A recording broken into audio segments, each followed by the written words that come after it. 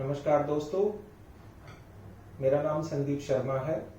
I am a study abroad consultant that is associated with Imagest Greater Noida.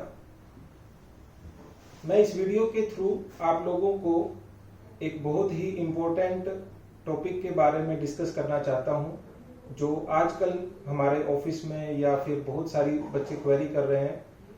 क्या PT के basis पे Canada का student visa लिया जा सकता है? जी हाँ, बिल्कुल लिया जा सकता है, क्योंकि आईआरसीसी की वेबसाइट पे जब हम वीजा फाइल करते हैं तो बच्चों के डॉक्यूमेंटेशन करते टाइम वहां पे हमें कुछ क्वेश्चंस पूछे जाते हैं, जिन क्वेश्चन में लैंग्वेज का क्वेश्चन वहां पे आता है। जब हम लैंग्वेज का ऑप्शन उसमें डालते हैं तो वो हमसे पूछता है कि क्या आपने कोई लैंग्वेज का टेस्ट दिया है। जब हम उसको सेलेक्ट करते हैं तो उसमें आइल्स का ऑप्शन आता है, और आइल्स के ऑप्शन में फिर वो आगे हमसे पूछता है कि चारों एरियाज में क्या हमारे 6 से ज्यादा बैंड स्कोर है कि नहीं है।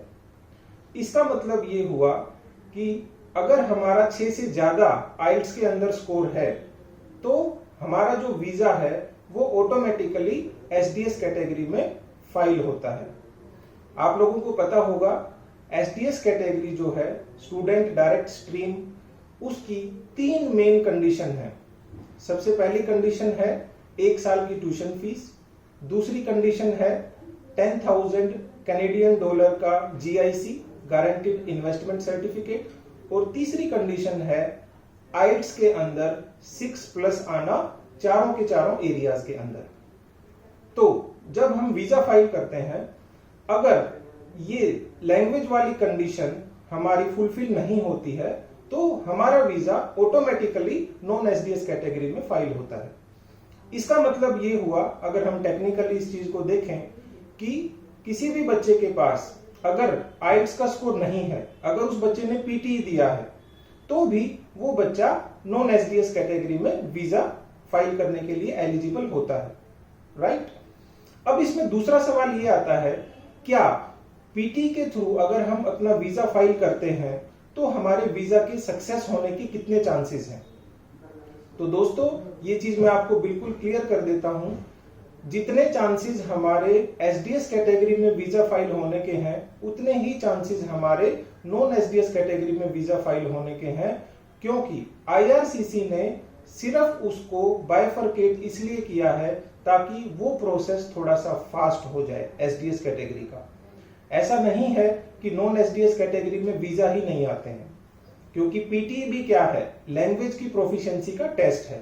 लेकिन ध्यान रखने की बात यह है कि हमारा जो लैंग्वेज का स्कोर है वो जितना मैक्सिमम होगा, जैसे अगर हम पीटी की बात करें तो अगर पीटी में 60+ हमारा स्कोर है तो इट मीन्स हमारा उस लैंग्वेज की तरफ जो प्रोफिशिएंसी है दैट इज क्वाइट हाई, और हमारा वीजा अप्रूवल के जो चांसेस हैं वो काफी हद तक बढ़ जाएंगे। ठीक है, तो जैसे मैंने बताया आपको कि ये 3 कंडीशन जरूरी हैं एसडीएस के लिए, लेकिन जिस बच्चे के पास पीटी का स्कोर है वो बच्चा अपना वीजा फाइल करता है नॉन एसडीएस कैटेगरी में। इसलिए वीजा के सक्सेस होने ना होने की यहाँ पे कोई ऐसी गारंटी कोई भी नहीं दे सकता है। ये बात बिल्कुल क्लियरली आप लोगों को समझनी है। वीजा सक्सेस होना डिपेंड करता है कई फैक्टर्स के ऊपर, जिसके अंदर हमारा कोर्स का रेलेवेंस सबसे मेन इंपॉर्टेंट पॉइंट है। हम जिस कोर्स में एडमिशन ले रहे हैं, या तो वो कोर्स हमारी प्रीवियस स्टडी से रिलेटेड है या हमारे प्रीवियस या करंट वर्क एक्सपीरियंस से वो रिलेटेड है। दूसरा, हमारे जो फाइनेंशियल्स हैं हम उनको कितना स्ट्रांगली दिखाते हैं वीजा फाइलिंग के थ्रू।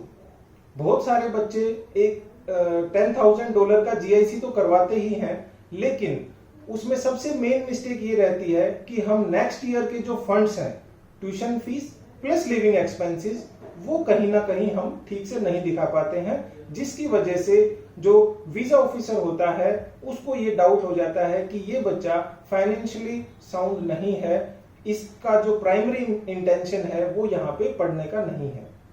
तो उसके लिए आप लोग या तो लोन ले सकते हैं या फिर आपके जो भी स्पॉन्सर्स हैं उनकी आप सेविंग्स उसके अंदर दिखा सकते हैं।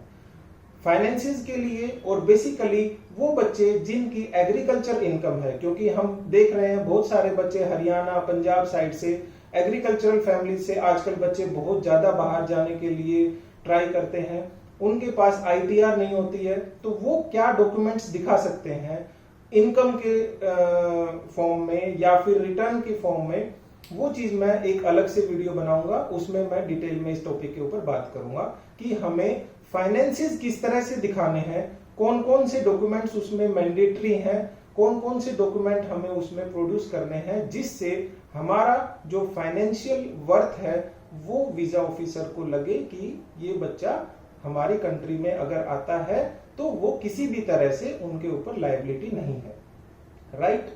और तीसरा, जैसे मैंने आपको बताया, लैंग्वेज का स्कोर। लैंग्वेज का स्कोर चाहे हमने PT भी दिया है, क्योंकि हाई कमीशन या IRCC जो है वो आपको मना नहीं कर रहा कि आप PT मत दो, क्योंकि जब एजुकेशनल इंस्टीट्यूशन ने आपको एडमिशन दिया है PT के बेसिस पे, इट मींस आपको उन्होंने उस पैरामीटर पे तो देख लिया कि you are eligible to take admission. लेकिन जब वीजा ऑफिसर आपकी फाइल को स्टडी करेगा तो उसका एक मेन क्राइटेरिया ये रहेगा कि ये बच्चा एक इंग्लिश स्पीकिंग कंट्री के अंदर अगर एंटर होता है तो क्या इसकी जो इंग्लिश की प्रोफिशिएंसी का लेवल है वो इस कदर है कि क्या वो इस देश में अच्छे से पढ़ पाएगा, इस देश में वो रह पाएगा। तो उसके लिए हम अगर PT के स्कोर के साथ अपना वीजा फाइल करते हैं तो हमें ध्यान ये रखना है कि हमारा PT का स्कोर एटलीस्ट इतना हो जितना वो IELTS के अंदर डिजायर करते हैं। जैसे आप लोगों को पता है 6.5 overall is the desirable score for SDS category, right. तो कम से कम 60 प्लस हमारा PT का अगर स्कोर है तो उस केस में हमारा वीजा लगने के लैंग्वेज के पैरामीटर के बेसिस पे अच्छे चांसेस हो जाते हैं। ठीक है दोस्तों, तो इस वीडियो के थ्रू मैं आप लोगों को यही शेयर करना चाहता था कि ऐसा कोई आप अपने मन में भ्रम ना रखें कि सिर्फ IELTS के थ्रू ही हम कनाडा में अपनी स्टडी का जो ड्रीम है वो फुलफिल कर सकते हैं। PT के बेसिस पे भी आप लोग अपना ड्रीम फुलफिल कर सकते हैं, क्योंकि उसके अलावा 2 या 3 फैक्टर ऐसे हैं जो डिटरमाइन करते हैं कि हमारा जो केस है, ओवरऑल जो केस है वो कितना स्ट्रांगली हमने प्रेजेंट किया है।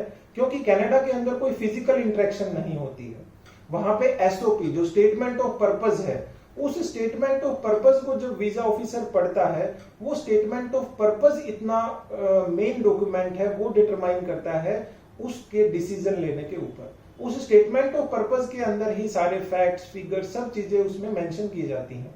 तो इन सभी टॉपिक्स के ऊपर हम वीडियोस बनाते रहेंगे, SOP के ऊपर भी हम वीडियोस बनाते हैं और आगे फ्यूचर में भी बनाते रहेंगे। So please follow us.